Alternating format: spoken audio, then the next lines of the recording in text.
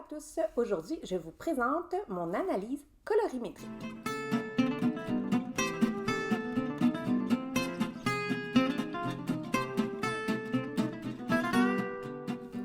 Alors bonjour, mon nom c'est Joanie, bienvenue sur ma chaîne YouTube où je vous parle surtout de couture. Alors aujourd'hui j'avais envie de vous parler des résultats de mon analyse colorimétrique. L'idée de me faire une analyse colorimétrique m'est venue quand j'ai écouté des podcasts de la chaîne Tomcat Stitchery, qui est une américaine qui fait des vidéos sur la couture. Sur sa chaîne YouTube, elle publie, je pense même au moins une vidéo par semaine si c'est pas plus. Puis j'aime beaucoup la suivre. Là. Je pense qu'elle était comme couturière professionnelle avant, puis là, elle coud vraiment beaucoup. Donc, j'aime beaucoup suivre ses vidéos. Puis elle s'est fait faire une analyse colorimétrique par une Torontoise qui s'appelle Christy Russell. Puis je vais vous mettre le lien en bas. C'est une styliste qui fait pas de couture, mais que son travail, c'est d'être styliste. Puis elle fait des analyses de couleurs en ligne. Puis j'ai regardé, il y a plusieurs façon de le faire. Là. Il y a des gens qui se font faire une analyse de couleurs en personne. Puis sinon, il y a des services disponibles en ligne, je pense un peu partout à travers le monde. Moi, j'ai décidé de faire affaire avec elle, mais je pense qu'il y a plusieurs autres services possibles. Donc, comment ça fonctionnait? C'est que je lui ai envoyé une photo de mon visage sans maquillage à la lumière du jour, avec les cheveux attachés. Puis, je lui ai envoyé aussi une photo de mon œil où on voyait bien les couleurs de mon iris. Puis, elle voulait aussi une photo de moi quand j'étais adolescente pour voir, dans le fond, quand nos couleurs sont le plus vibrantes là, quand on est un peu plus jeune. Bon, ça coûtait quand même assez cher, mais je me suis dit que c'était quand même un bon investissement pour ma garde-robe. Puis, elle m'a envoyé un genre de rapport sur mon analyse de couleurs. Il y a plusieurs palettes de couleurs possibles, puis c'est selon les saisons. Donc, moi, je suis la saison printemps, puis j'ai le printemps chaud, donc warm spring, c'est ça ma palette de couleurs. Puis, elle m'envoyait après par la poste un petit portefeuille avec les différentes couleurs de ma palette.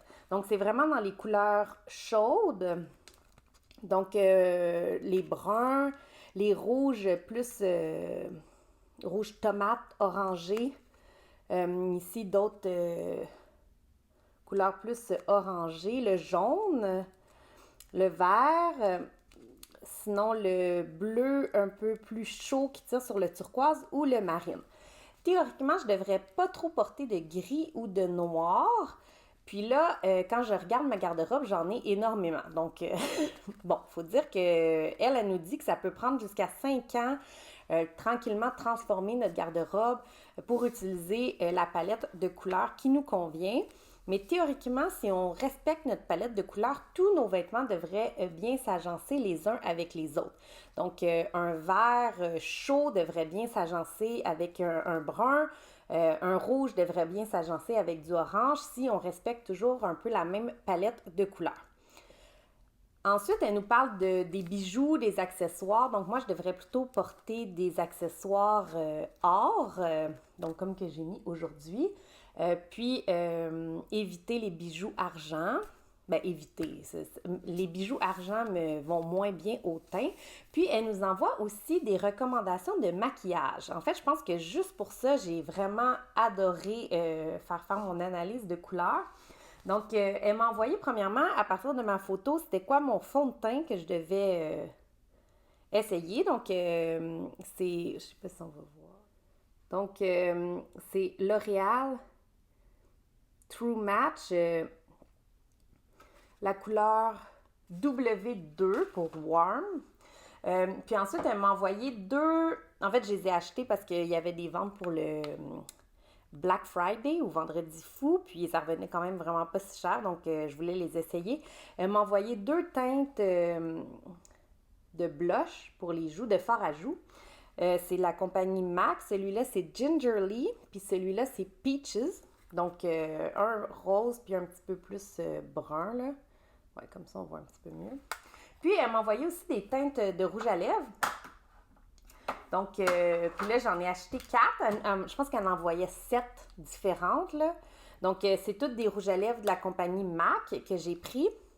Donc, celui-là, c'est Crosswire, qui est un genre de rouge orangé. Ensuite, elle m'a dit de prendre celui-là Mocha, qui est un rouge plus brunâtre un peu. Celui-là, je pense que c'est mon préféré. Ensuite, celui-là que je porte aujourd'hui, c'est Dozen Carnation, qui est vraiment un rouge, vrai rouge. Là. Puis finalement, celui-là, c'est S Sexy, qui est plus une couleur brun neutre, là. Donc, voilà. Donc, moi, j'ai trouvé ça vraiment éclairant, surtout pour le maquillage, parce que je trouve que c'est quand même assez difficile de choisir des teintes de rouge à lèvres, surtout qu'en magasin, ben, on peut pas vraiment les essayer, là. On peut les essayer sur notre main, mais on peut pas vraiment les essayer dans notre visage, puis encore moins ces temps-ci, là. Je pense qu'on n'a même pas le droit de toucher aux choses dans les magasins.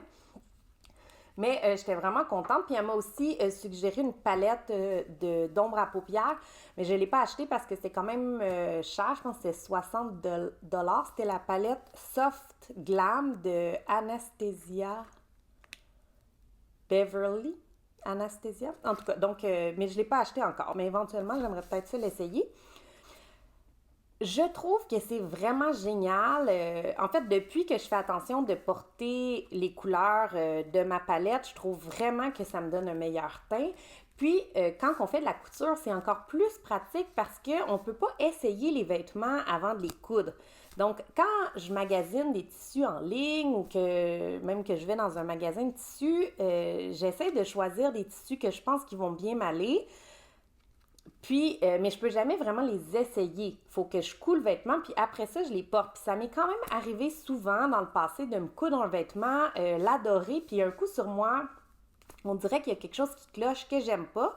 Donc, ça me permet vraiment de choisir des tissus qui vont correspondre à ma palette de couleurs puis qui vont bien m'aller. Par exemple, là, je regarde plus les tissus gris. J'essaie de juste acheter des tissus qui sont plus dans les teintes chaudes. J'ai plein de tissus gris dans mon stock que je vais probablement coudre quand même, puis porter quand même, parce que je trouvais que le gris, c'était quand même facile à agencer. Mais maintenant, quand j'achète des tissus, j'essaie de vraiment me fier à ma palette de couleurs. Bon, je pense que c'est pas la règle absolue. On peut dévier de temps en temps. Si par exemple, j'adorerais le mauve, je peux en porter beaucoup quand même.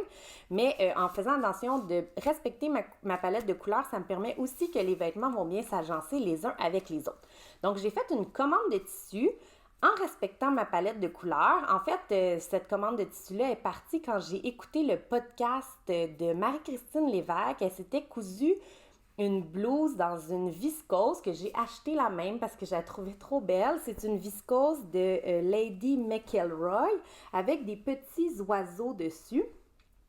Puis, nos garçons ont comme à peu près le même âge. Puis quand elle parlait de son garçon qui aimait vraiment son chandail avec des oiseaux, ça m'a comme vraiment donné envie de me faire un chandail aussi avec des oiseaux. Donc, c'est ça. C'est un tissu qui vient de la boutique Mulberry McNabb. Puis c'est une boutique qui est canadienne, qui n'ont pas beaucoup de tissus, mais ils ont vraiment des tissus de très bonne qualité. Puis regardez, là, les tissus, quand on les achète, ils viennent dans des étiquettes comme ça. C'est bien emballé, c'est vraiment super beau, là. Donc j'en ai pris 1,5 m. C'est un tissu qui est 100% viscose, qui est dans les teintes... ben, c'est comme un genre de bleu canard, mais il y a du orangé. Puis, attendez que je retrouve mon... Puis c'est vraiment le même bleu... ici, là. Donc, ça correspond vraiment à ma palette de couleurs. Donc, voilà. Donc, j'aimerais ça me coudre une blouse là-dedans. Marie-Christine Lévesque, elle avait cousu la Sudley blouse de Megan Nielsen. Bon, je vais essayer de m'abstenir quand même de la copier totalement, quoique, tu sais, on habite quand même à plusieurs kilomètres de distance.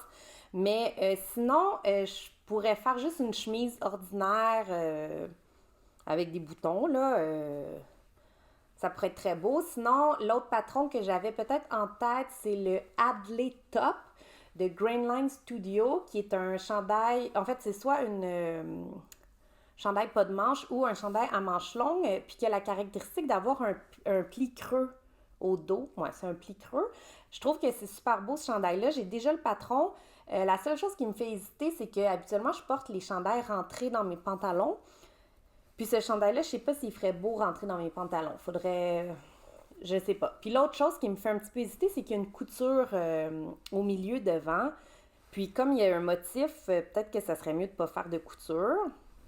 Sinon, l'autre patron, ben il y a la blouse Sun de PM Patterns, qui à peu près tout le monde en France a l'air d'avoir cousu.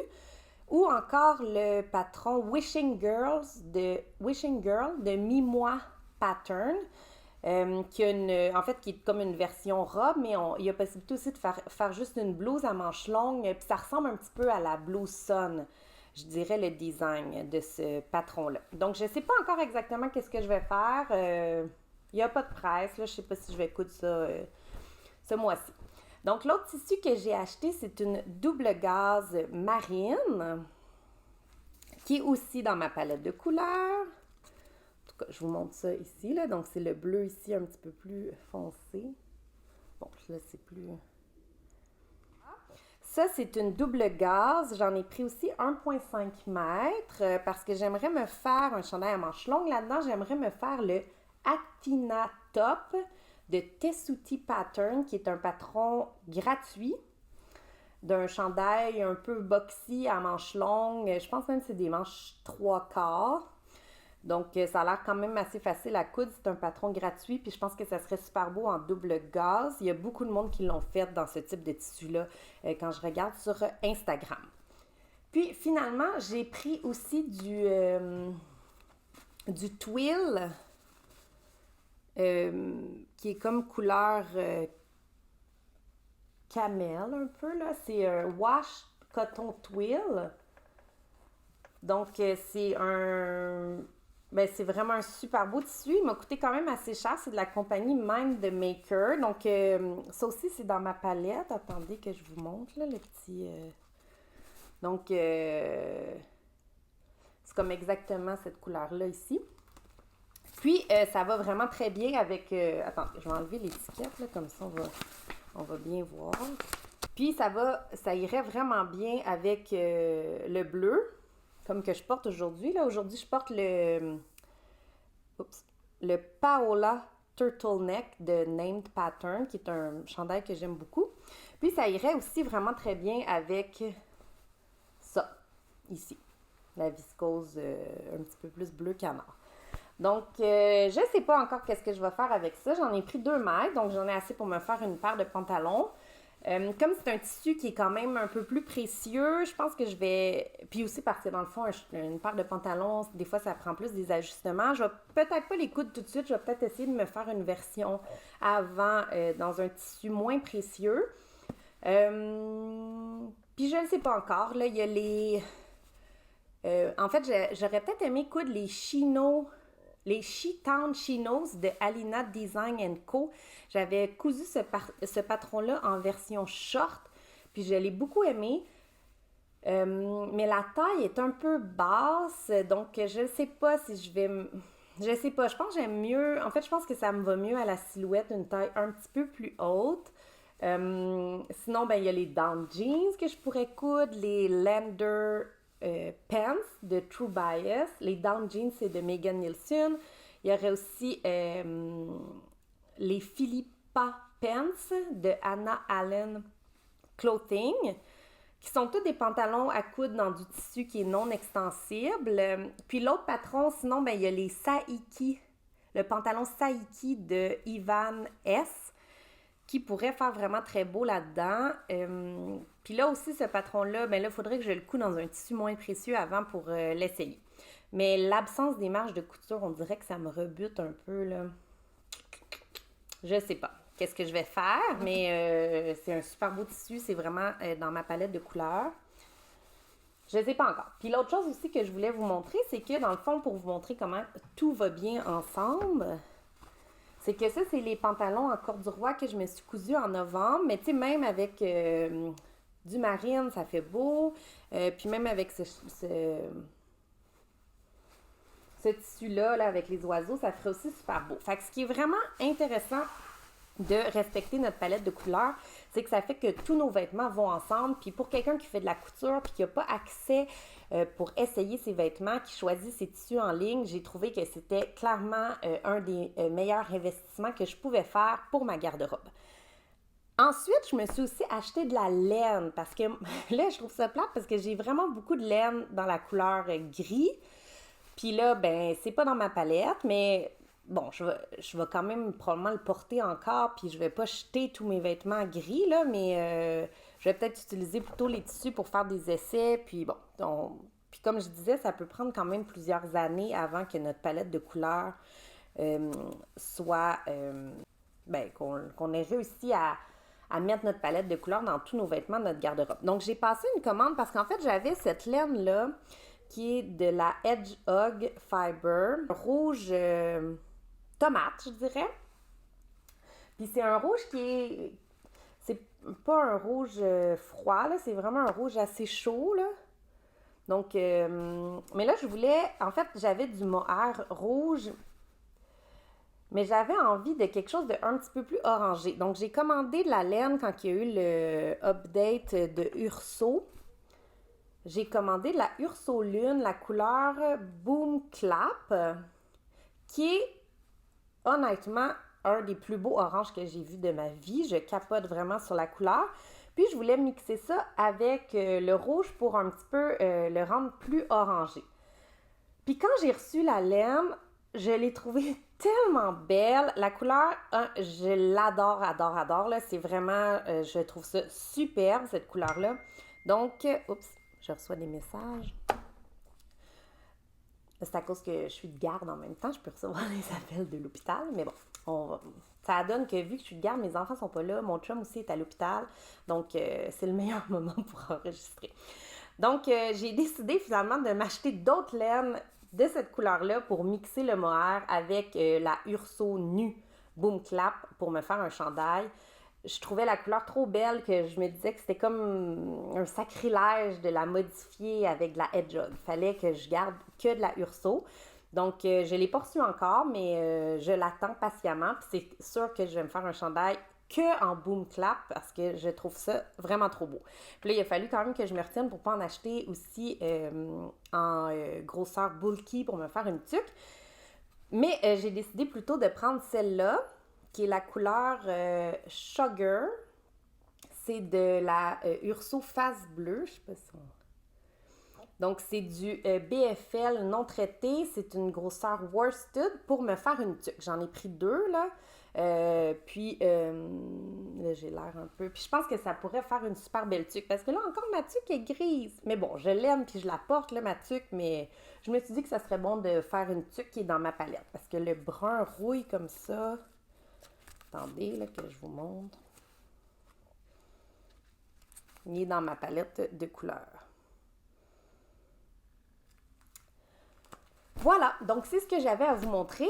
Bon, je vais certainement pas tricoter tout ça, ni coudre tout ça le mois prochain, mais je voulais vous partager mon analyse de couleurs. Puis là, vous allez voir dans mes prochains achats tissus que j'ai essayé de respecter ça le plus possible. Donc, même s'il y a un tissu qui m'attire beaucoup parce que je trouve qu'il y a un motif intéressant, j'essaie vraiment de me limiter aux couleurs qui vont bien s'agencer ensemble pour que ma garde-robe soit un petit peu plus réfléchie. Donc, voilà, je vais essayer. J'ai acheté aussi d'autres tissus. Bon, ok, je suis pas très... faut dire que je travaille beaucoup, là, j'ai besoin d'un peu de réconfort, puis de m'acheter du tissu, ça me fait du bien.